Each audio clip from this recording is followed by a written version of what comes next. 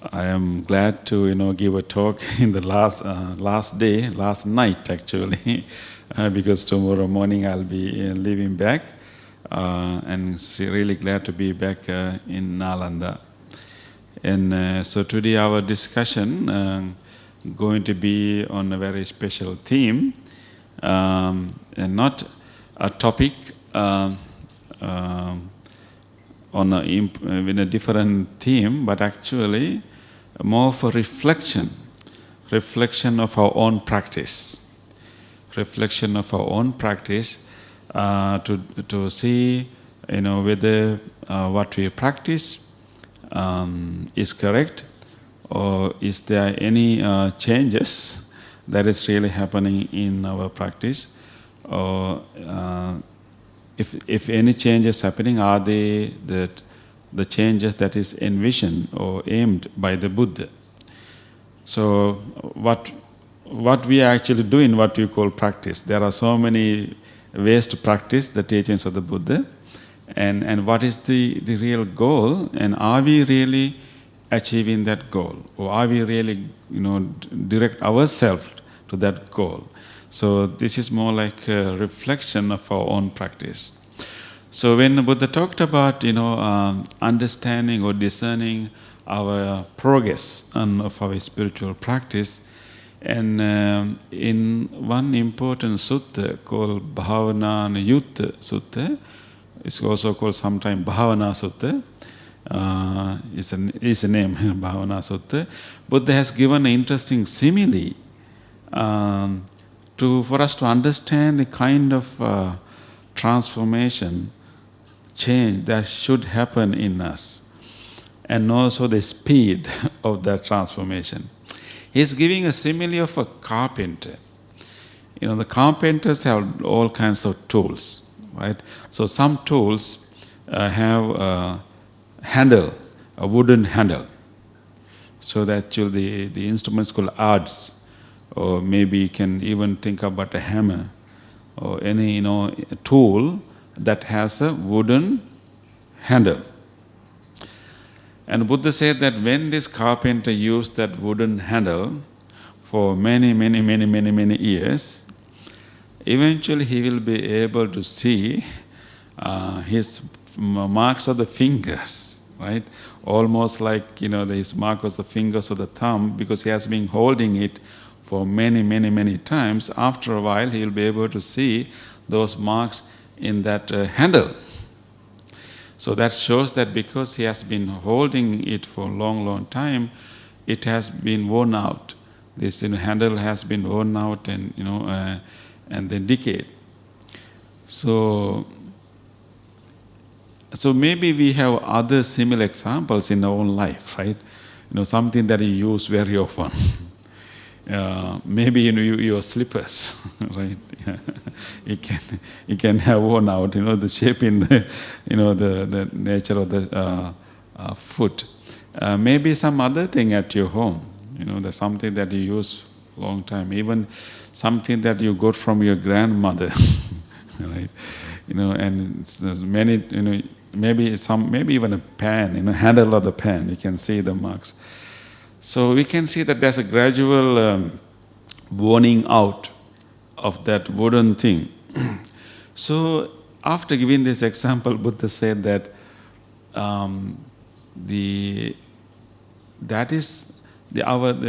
through the practice of the Dhamma, our defilements should worn out.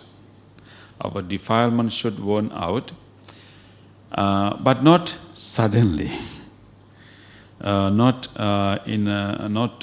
quickly, but in a gradual manner.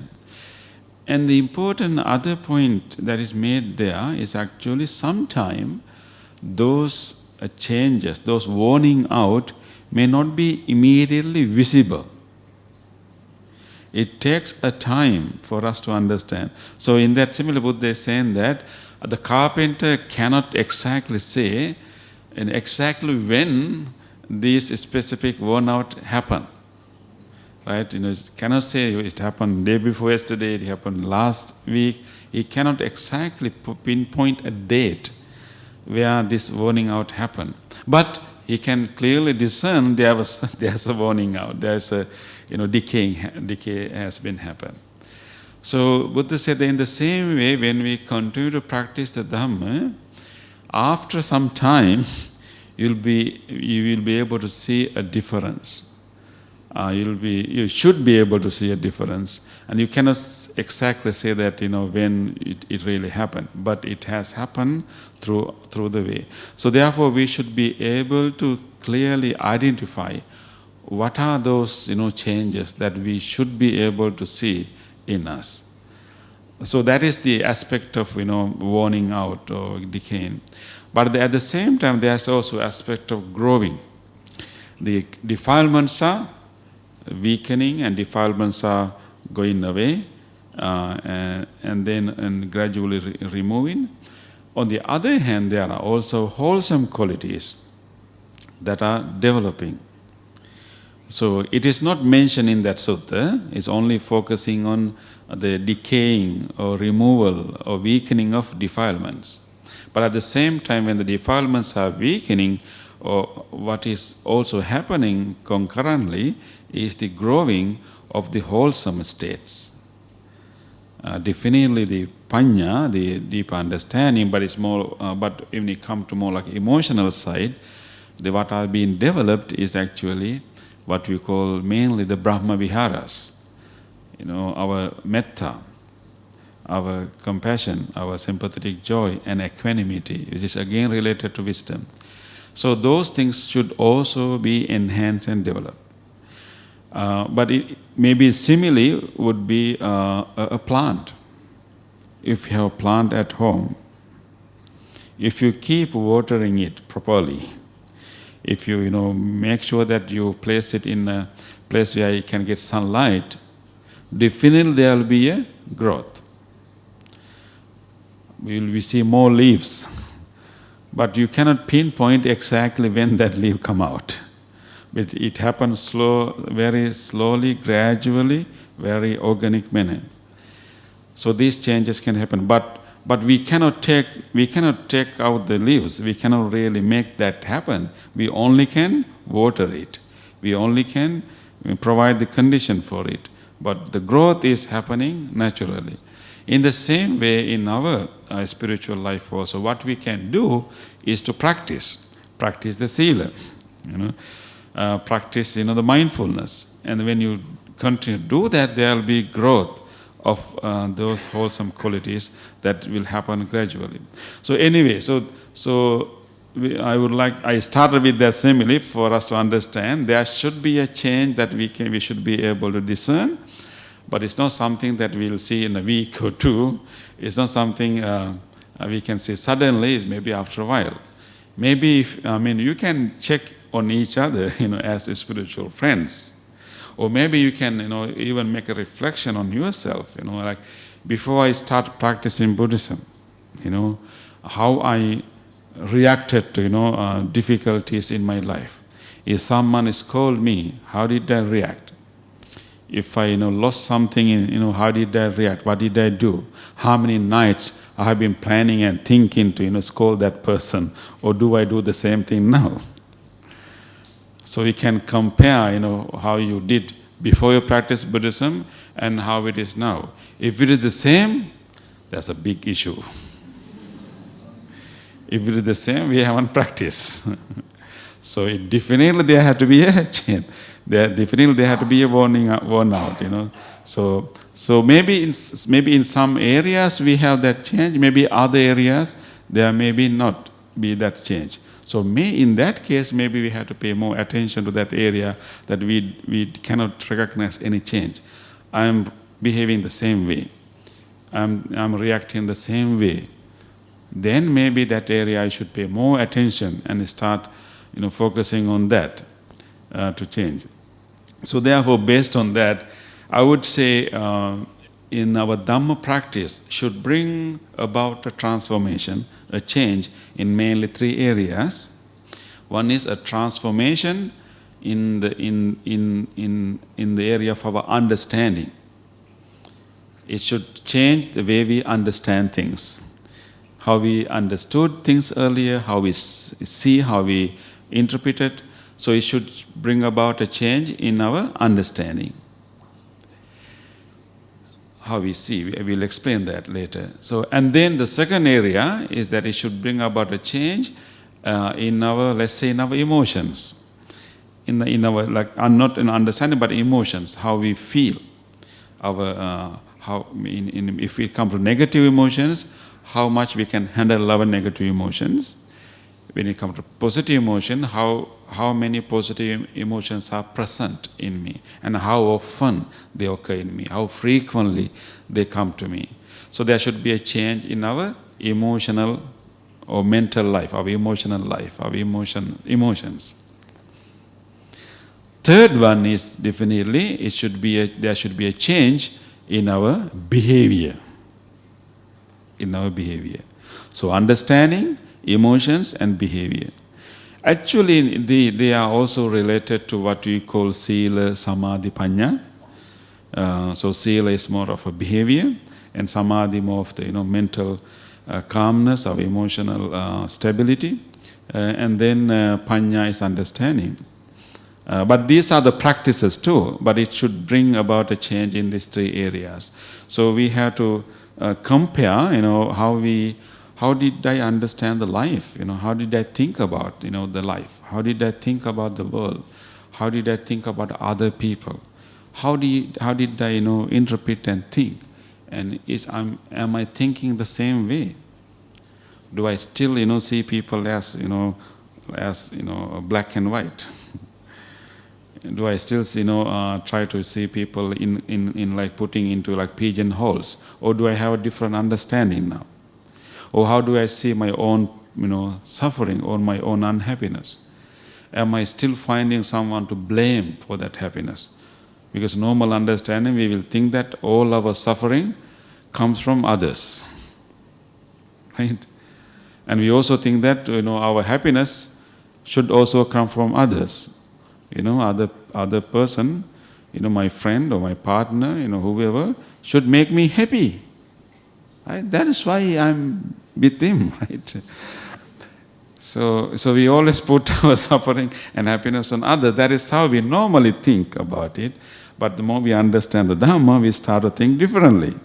Right? So there has to be a difference in our understanding, how we understand ourselves, how we understand others. And of course, how much control we can have in our emotional life, and then how much control we can have in my behavior. So these are the mainly three areas. But how we can actually discern whatever change, definitely we are changing all the time. Whether we practice or not, we will change. We don't know whether it's changing for the worst or changing for the good. There will be a change. But how we are going to see whatever change happen in us, is it a progress, is it a decline? Because change can be either progress or a decline. So in order to understand whatever change is a good change, or a progress, or a decline, or bad change, we have to have a criteria. We have to have a goal. So for that, we need to establish ourselves. That is why the whole Buddhist practice is starting in the step called Samma Ditti, right view or right understanding, because that is where we start all our practice.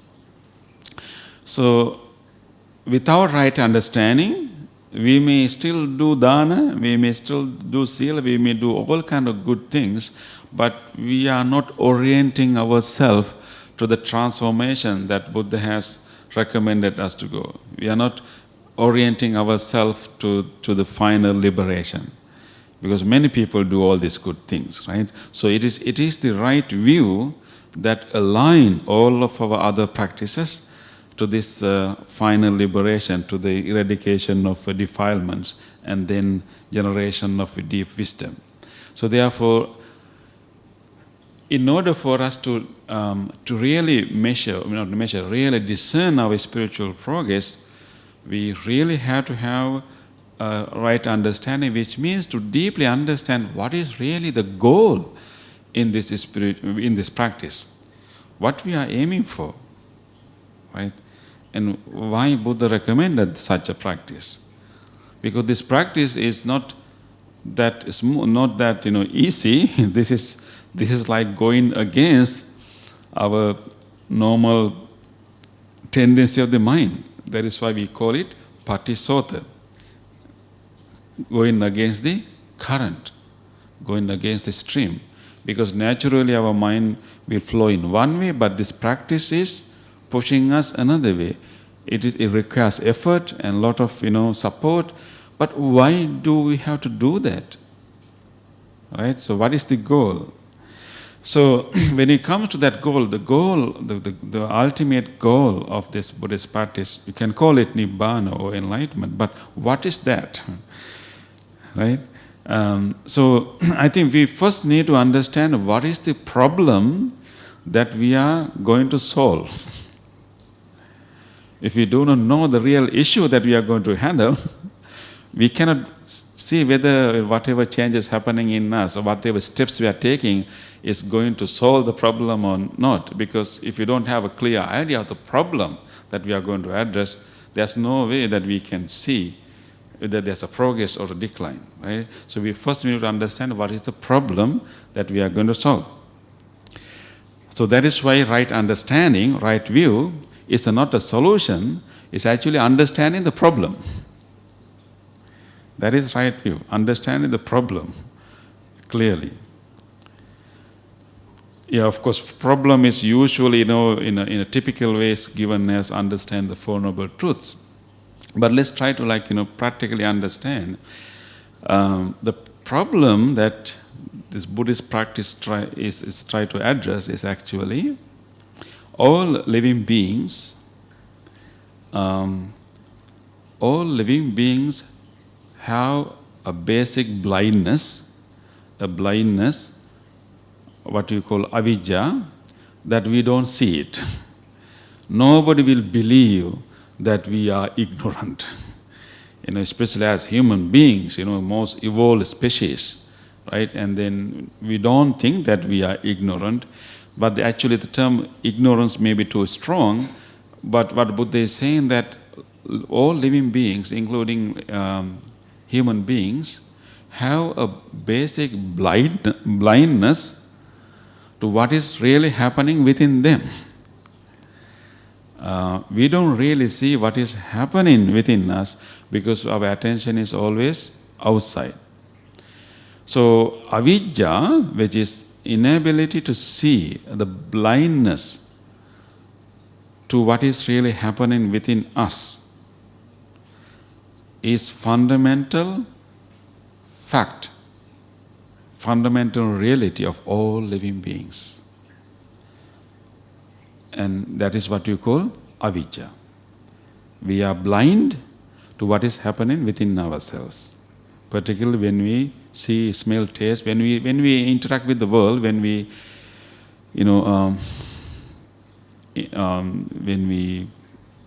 meet with the world, and what is really happening is not visible, it's not discernible easily. So there's a basic blind. As a result of that, because we don't see how we construct our experience, we only see the end result of the experience. We don't see the black box. Information come in, there's whole processing happen, there's an output. And we only see the output. We don't see the middle part, the black box. And because we don't see how this experience is produced, and we form wrong views about this thing that is coming, and then as a result, we generate either wanting it, and then we also generate the idea of a permanence, idea of all kind of wrong views, and then we either generate wanting of it or not wanting of it, and that what you call tanha, craving, is the other emotional reaction to it. So therefore, what the Buddha has discovered, we will never be able to know this. This is what the enlightened beings have is for the first time recognized. It's almost like we all are under an egg. Nobody is outside of it. Only an enlightened being like a Buddha, for the first time. I mean, after can be previous Buddhas too, but in this in given generation, for the first time, with his own effort, come out from the egg, and then realize that everyone is under this shell of ignorance. And then, because thanks to the Buddha, now we can even talk about it. But for an ordinary living being, it's not even something that we think about. It's beyond our thinking. Because everything we relate to is the end result of the experience, right? So we can think about, in the flower, whatever you can see right now. When you see this flower, when you see anything, even when you see me, we don't. What you really see is the few elements of bits of information, right? You see the color, the shape, the light, whatever. That's all you get from your eye, and there's a whole big process happening inside. All your memories, all you heard about monks, and all the textbooks we have read, and all the images we have seen. And all these things are involved. There's a whole complex process happening. We don't see it, but you will form a concept or image of Bhante here. So you are only seeing Bhante. You don't see how Bhante came to be. Right? You don't see how Bhante is here. I mean, so that whole process is not visible to us because we don't see it. And whatever you see here, you think that, there is a permanent Bhante. So there's like a permanent being here. And so you can either like him or you can dislike him. Or you can have all other, responses based on this, based on the wrong beliefs of permanency, and also like other. At the same time, because we see our result of the experience as permanent, as a solid thing, we are also assuming there is an experiencer, permanent agent here. Because we don't see the process of experience, we project two things. One is a permanent object outside, and also permanent subject, means an experiencer within us. And this is happening. Now we can talk about it because Buddha has explained it, but we don't see the middle part, and as a result of that, then we create an object, and we also create a subject or experiencer, an agent, and then as a result we generate craving. Like this one want that, or this one don't want that. And then craving can be manifested into many other defilements. Can be attachment, craving, lust, or the other one would be hatred, jealousy, and then for the self one would be the notion of eyes, myself and ego, pride, and so this basic misunderstanding gives rise to this emotional reaction. It can be in many forms. So what we call defilements. And those defilements produce uneasiness, problem, suffering, and burden, because that is, whenever we generate those defilements, and that will influence our behavior. So we will either try to, own it, or try to, chase away from it, and we try to destroy it. And when we engage in all kind of behaviors too, and we can produce a lot of bad karma. And even before that very emotional defilements we generate in ourselves produce a kind of tiredness. It's heavy. It's not fun. It is not easy. So that is what we call suffering. Suffering not only in a manifested way of like suffering we get when we meet with the dramatic changes in our life. Of course, those times we experience suffering most prominently when we lost someone we love, and Buddha has mentioned all experience when we realize that we are aging, we can't see as we saw before, we can't walk as fast as we did, and then And then there are many significant moments that dukkha or that unhappiness, that dissatisfaction is manifesting prominently, but all the while it is there. All the while. So right understanding is actually having a correct grasp of this reality, although we don't really experience it. We can talk about it, we don't really see this because of the teachings of the Buddha, teachings of the other enlightened one. We can grasp a correct picture, although we don't see it for ourselves. But we can grasp or we can have a correct understanding of the real picture, but we don't see it yet.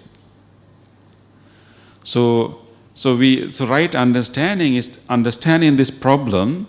We don't see it, but enlightened ones have explained it, therefore I have some grasp of it. But whenever we see the world, you see the otherwise. You still see the world as, permanent beings, permanent things. But because of your understanding, because of your, at least conceptual grasping of it, you also know that what I see in normal way is not accurate.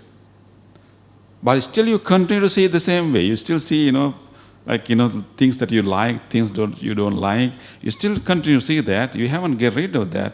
But you now know this is not really accurate picture. But this is how I feel, how I see, but it's not accurate. It is like, you have done that, in your science class, you have done that experiment with refraction. The refraction when you put a pen into a glass of water, how we see the pen? It's bended, right? Yeah, you see. You can clearly see it is bended. Are you going to cry that your pen is broken? No, right? Why? Because you know that although you can see with your own eyes, you know that what you see is not accurate. But you still continue to see in the same way. So right understanding, Samma Ditti, is something like that. We may not quickly start to see the world correct way, but based on our understanding of the Dhamma, learning of the Dhamma, listening of the Dhamma, and we grasp the accurate, accurate picture of what is really happening within us, but we may not experience it directly, but we come to know it. At least we know that the way we see the world is not accurate. So right understanding is actually understanding that we are not understanding correctly. Right? Yeah. So it's like at least accepting that, because many people may not accept it, right? So once you accept that how we usually see the world and how you usually feel about the world is actually not accurate, but you still do it, but now you have some understanding that this is not really true. And then based on the Buddha's teaching, you have some grasp of that understanding. So our whole goal of our practice then becomes to directly experience or verify what we have learned from the teachings of the Buddha. What we have learned through the teachings of the Buddha about this mechanism of the experience, how we really experience anything, exactly how that experience occurs. There are clear explanation of that. And Buddha has explained it, Arahants has explained it. So what right now we only got to know about it just intellectually, superficially, intellectually, conceptually. And we try to understand it, we get the full grasp of it, and then we also realize that how we normally see the world is not accurate. And now our whole practice becomes to, okay, now how I can really verify this, how I can really personally experience that so-called correct way that Buddha has said. So our whole practice, the other part of the Noble Eightfold Path, is to make that conceptual, intellectual understanding a personal, direct experience. That is the whole practice is about. All this sila, all the right speech, right action, right livelihood is preparing ourselves to be some disciplined life that will help us to have deep samadhi, and then the tranquil state of the mind, because this mechanism of experience happening is not visible to our normal running mind. We have to really calm it down. We really have to stabilize it to see, directly experience it. In order to stabilize it, we have to have a change of our behavior. So we adjust our behavior in a moral way that we will not have remorse, we will not have regrets. So when you sit down to calm your mind, you will not think about all kind of bad things we have done, and you have a very purity of your conduct that is supporting for you to calm your mind, and that sila is supporting samadhi, and then samadhi is supporting panya, the deep understanding, which means directly experiencing what we have conceptually understood earlier. So this is the whole practice is about. Now we can start to mesh, or start to understand whether this understanding is really happening, right? And so, of course, right understanding has many levels. What I just taught you is the more advanced level. Right understanding is also has a very initial preliminary level, which means to accepting that our volitional actions have results, like accepting the karma. Our volitional behavior produce results, and then also accepting that there are spiritually evolved beings. There are people, there are teachers who have gone beyond the normal level. We call it like a mundane right view. And also accepting that there's a spiritual life, and there's not only this world, there are many, there are also other world, there is also after life. So those are this mundane level of right understanding. And those things, many of these are also not very personally verified by us, but some things we can. But our practicing other items of the Noble Eightfold Path is helping us to personally verify those things. And the more deeper level of right understanding is what I just explained, that how we don't see the mechanism, the very process of the experience, and there's a blindness. As a result of that blindness, we create delusional understanding of the world and ourselves. We create a permanent self, and also we create permanent objects. As a result of that, we create craving, either wanting or not wanting, and then that gives rise to more other defilements. So that is more deeper level of understanding. So actually right understanding itself can be deepened. We can start with mundane level of right understanding, accepting the karma, accepting there are spiritually evolved people. And then that is how many people start their practice. And then more, so what is happening is that each practice, each right understanding itself is actually becoming deepening, deepening, and deepening, and deepening. And the deeper your right understanding is, the more dedicated you will be to follow the other paths. If your right understanding is very superficial, you will not be very much interested into following sila. And the deeper your right understanding, more committed you are to practice other steps. So the right understanding is the forerunner.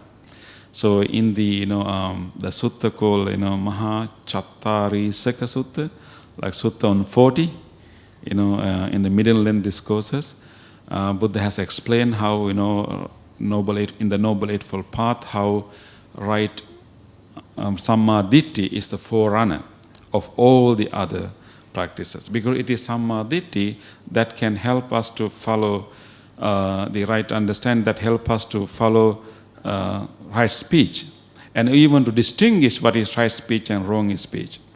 Actually, the term Samma we usually translate as right.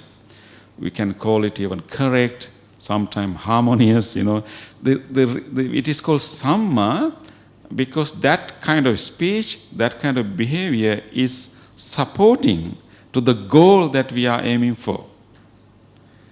It's not saying that every other things are wrong. They are called Samma because it is supporting the kind of, personal direct experience that we are going to have. So that kind of speech is supporting that goal. That kind of, behavior is supporting that goal. That kind of samadhi is supporting that goal. That kind of mindfulness is supporting that goal. So it's called samma. It can be, correct or harmonious. Yeah. So therefore, the right understanding is the key here, and it is one helping us. But it's getting deepening and deepening and deepening more and more. And how we can deepen it? By listening Dhamma. How we can, so right understanding, we start in one level and we can deepen it. How we can deepen it? By following two practices. One is more listening of the Dhamma, and the other one is called yoniso manasikara, wise reflection. Continuously reflecting on the teachings, and also like redirecting our thought patterns, how we think about it. So if you keep listening to Dhamma and keep reflecting, wisely reflecting, not letting your mind run all over the place, and reflecting the what you have learned, and reflecting the connection between them, and also reflecting with your own life experiences. You may have learned from the fact, but there are also life experiences happening, right? So whenever, any moment that you feel sad, okay, now use what you have learned about suffering and see, is it really here? What is the connection here? Why this sadness is here? Is there any attachment involved here? Is there any biased understanding involved here? And you honestly explore that. You make the connection. You try to see, you reflect your own life experiences with what you have learned before. So yoniso manasikara, that is one application of wise reflection. Comparing the Dhamma with your own life experiences. When you do that, what is happening, that your right understanding getting deeper and deeper and deeper. So as a result, there will be more commitment to practice other factors, and also more samadhi and definitely mindfulness.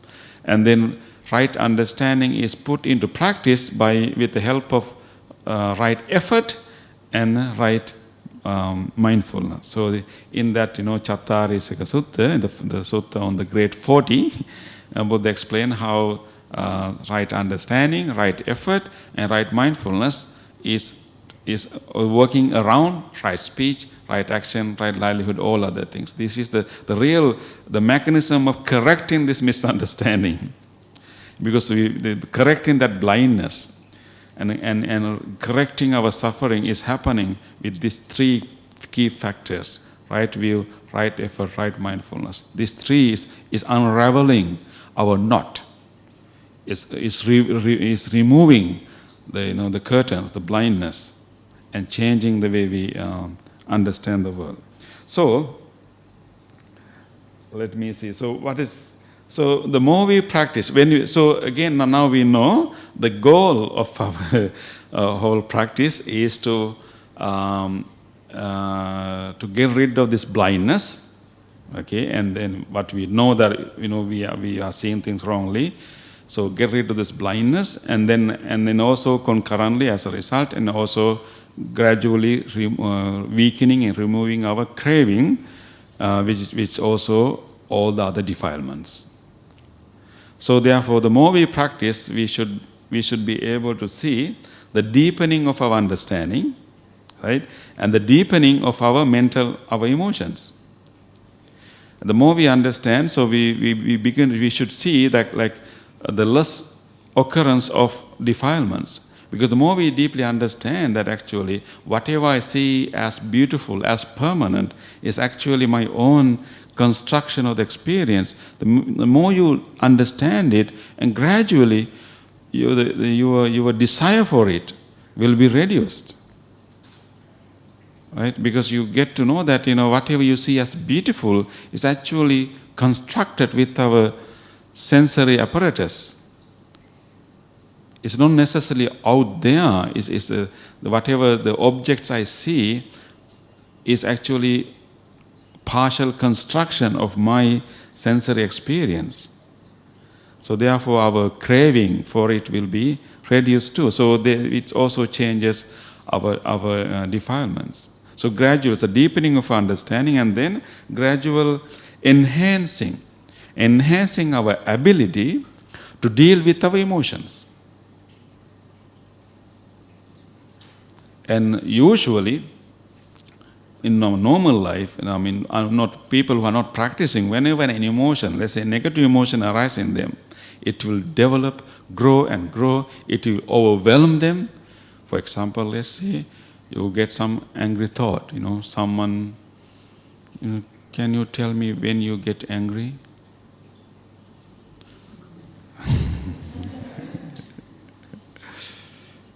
When someone send you a text, or what, or someone didn't come, okay, someone told you, give you a time and he didn't appear, right? That will be a simple one, right? Yeah. Let's say, okay, someone didn't come, we are waiting and that person is not coming, okay, so you get, a little frustrated, right? So usual way when we get frustrated, we get a dislike, and then disapproval and the resentment, and what's going to happen, you gradually start to grow this negative emotion, putting all kind of other reasonings, and so, okay, this person is purposely avoiding me, and he has done before also, right? And then then you try to find the reason why he's doing it right now, or maybe he's jealous about me, whatever. So we can create all the big story, and then ultimately that emotion really overwhelm you. And even you will make some decisions, like maybe you will go away, and maybe you get a call and blame, right? Whatever it's called. So even that will influence our behavior. So we are out of control, right? This emotion is growing and growing, and then overwhelming you, and then changes your face, change your heartbeat and everything. It's running all over you like a virus. And then you even act out of it. That's what normally happens. But now with our practice, the more we deeply understand it, and our emotional life also should be a little bit more under control. More under control. We will not be able to completely handle them, but at least you become aware of it. At the beginning, actually, so we will you feel we are angry, and then you become aware of it. Sometime at the beginning level, if you give you a gradual development that can happen. First, you're not even aware that you are angry. Okay, you just act out of it. You justify your behavior. I have a right to do this. The people are so bad. So you even don't realize that you're angry. So we can call it unconscious incompetence. You are not even aware of the fact that you are angry. Unconscious incompetence. You are not even aware that you are jealousy. You are starting telling bad about that person, and you are not even aware that this jealousy is working in me. So not unconscious incompetence. So the more you understand the Dhamma, the more you start to practice, and there will be a point. Okay, now you become conscious. You realize that anger is in me. And I feel jealous, You feel about it, but you still can't help. You know that you're angry, but you still, you still, try to, you cannot control it. It's still overwhelming, coming, and even you do some foolish things, and later you regret, why did I say that? So you become aware of it, but you are still not capable of controlling it. So you can see it, conscious incompetence. Conscious incompetence, right? So actually we will be in that stage for a long time. We know that it is bad, it's not proper thing, but still we can't help our old habits, influence us, push us. We used to still do the same foolish, crazy things we used to do. But at least you know that it's crazy. At least you're aware that it's not the best thing to do. At least now you're aware. It's the progress. And gradually, the more we develop our understanding more and more we try to observe our own emotion, using our mindfulness, the more we observe them, the more we deeply observe them, then you slowly develop this ability. You still have the emotion arising. You will not stop having anger. You will still have the anger, but now you can see it, Now you can the more you closely observe it, and you can use your understanding, you can reflect on the Dhamma, you can reflect, what you read in the books, what, Bantes have told you, and now you can stop doing foolish things. At least you still feel angry, but you will not scold. You feel it, but it's not that powerful to push you to a wrong behavior, do a bad karma. So you have some control, but still pain is there. But you will not do things that you regret later. So that will be one progress. I don't know where you are. But eventually, the more we practice, then we develop more mastery of our emotions. And then you will become aware of our anger or jealousy. And then we will become aware of it at very early stage. When our mind start to generate anger, because even anger or jealousy or any other emotions is arising as a continuum. Most of the time we become aware of it when they are really strong. But the more we keep practicing mindfulness and understanding the Dhamma, and we start to observe, notice it as very early stage. Okay, the person is late to come to meet you, and now you are starting to develop some, some irritation, some dislikes, some disapproval, and you detect it. Oh, this is happening now, irritation. So then you use, instead of developing it further and further into other thoughts, you use the Dhamma. You understand Dhamma, you purposely redirect your thinking. Instead of putting the blame on that person, you try to think in a different way. Who knows? That based on my understanding of the impermanence, based on my understanding of the dependent origination, everything is causes and condition. Who knows what happened to that person? So instead of putting blame to a person, you start to see this whole scenario as a result of causes and conditions. So the more we practice the Dhamma, the more we don't make anything personalized. You don't make it personalized. You don't try to find an agent of an action. Even a person is called you start to begin to see what that person was going through. So instead of saying that person, that bad person scolded me, you may now start to think that that person was under these conditions, and he was victim of this condition. He behaved unskillfully at that moment. So there's no bad person, but there was a bad behavior, unskillful behavior at that moment. That doesn't mean that that person is bad forever. So we begin to understand things differently, interpret things differently, and then as a result, our emotion will be different. So the more we practice, the more we detect the early arising of negative emotions. The earlier we detect, the easier for us to notice it and use the mindfulness and use the Dhamma knowledge and wisdom and wipe it out. That's what Buddha said, in the right effort. So then, and as a result, we are also enhancing our ability of behaving more consciously and more compassionately. So in terms of behavior, we are doing things more consciously, choosing what to say, what to do, not like influence of our emotion. And also more compassionately. Even people did unskillful things, bad things, but now with the deep understanding of Dhamma, we know that everyone is victims of their defilements. There are a lot of causes and conditions, and everything is arising as a lot of causes and conditions. You don't try to find one single, culprit of anything, but of course, people may, choose to do bad things, but it's more of a, causal process. Therefore, you try to understand it more equanimously. So you can act more compassionately. So in the terms of deepening of the understanding, we deepen our understanding of, more causes and conditions, and also understanding of how whenever we see, smell, taste, how these things come to us. In any incident, person is late, someone is, looking better than me, whatever, when you have that experience, and you quickly turn your attention inward and try to see how this mind is making these stories, and you begin to know that whole process here. And the more you know it, you can make some control.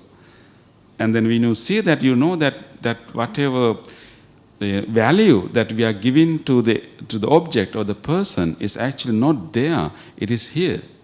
How we interpret, if it's value of attractiveness, that is so attractive, that value is given from this process that's happening here. Or that person is very ugly or mean or whatever, this is also given from here. So when we realize that actually all the values that we attach to other people and things are not over there, actually is projecting from here, and then you start to lose the interest. You lose, this, agitation. And as a result, we develop more peace. And then also, of course, that allows us to have more Brahma Viharas, metta, like loving kindness, compassion, altruistic joy, equanimity. So our negative emotions will be gradually replaced by our positive emotions. As a result, our behavior will be more conscious. We consciously do things, say things, and then we compassionately say things and do things. So this is the kind of change that that is happening. So, but that happens very slowly, just like that carpenter cannot see exactly when he make that finger mark. We may know that the progress is not like continuous. Sometimes we have back and like falling back and coming back, falling back, going back. But each time we are slowly making small progress. So I'd like to share one more thing. Actually, there's one sutta we call Kama sutta. That is in terms of tolerance. Our spiritual progress is explained in terms of tolerance. The initial level is called intolerant. That's intolerant. What is intolerant? Intolerant with regard to abusive speech. Abusive speech, and also uncomfortable environment and uncomfortable physical conditions. So this is one way to discern our spiritual progress. When we encounter uncomfortable environment, maybe too much heat, maybe traffic, maybe uncomfortable physical sensation, or abusive speech.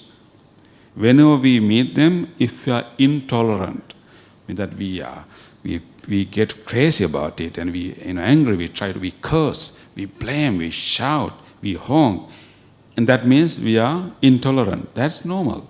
That is only, we can't blame anyone. That is vast majority of the people.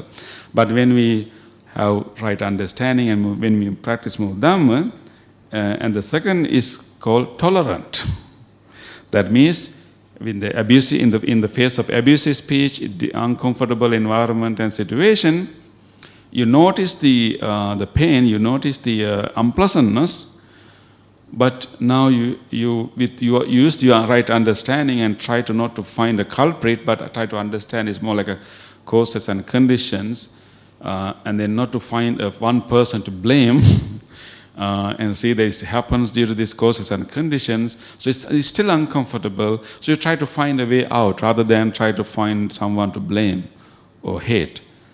So it's tolerant, and it's still going through the finding the way out.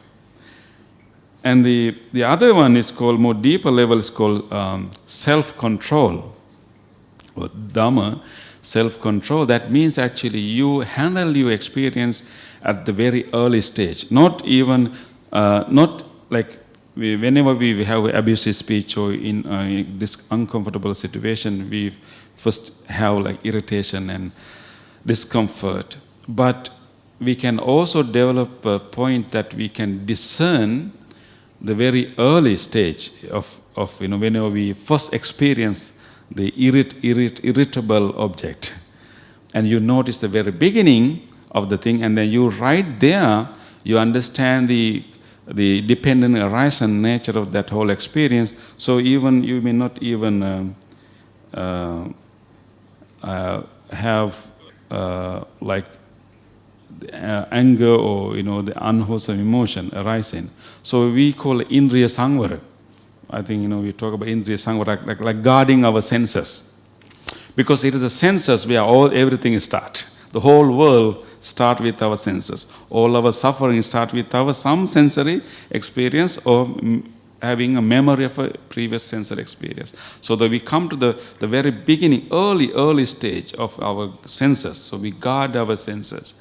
And we that is a very high level of practice, the guarding our senses, even becoming aware of the moment that we notice, we see, smell, taste, any sensory thing comes, and right there we contemplate the dependently arising nature of that pleasantness or unpleasantness, and then we don't be excited, we don't be like disgusted, repelled by it. That's more advanced level. And then again, other one is called even practice. So sama means actually managing our unwholesome emotion, means that we don't let any unwholesome emotions arise in, because of that understanding we have more presence of positive emotions, of Brahma Viharas. So this is the one other way of understanding it. But anyway, so I think now we have to have some guidance, and there should be a change in us, definitely, but it's not sudden. But that change is understood or discerned based on the goal that we are going to achieve. That is, removing this blindness, and then removing this resultant craving, and then and the related other defilements that are arising. So how we remove the blindness is through first having a conceptual grasp of what the Buddha has said, and then use our constant reflection, and then try to make it more verified and personal experience more and more, and that initial conceptual understanding will be deepen and deepen and deepen and deepen, and then eventually it become our own personal experience. That is what we call panya. But first we have ditti, sammaditthi, right view, and it will transform into our personal direct experience at the end. But before that is slowly becoming an understanding. So understanding is deepening, and as a result our emotional life become under our control gradually, and our behavior is become more conscious and compassionate. So there can be different degrees of that, but there should be some change in our understanding, in our emotional life, and in our behavior. That's how we can discern. So we are slowly going towards removing our avijja and replacing with panya. That will happen at the end, but this is a gradual removal.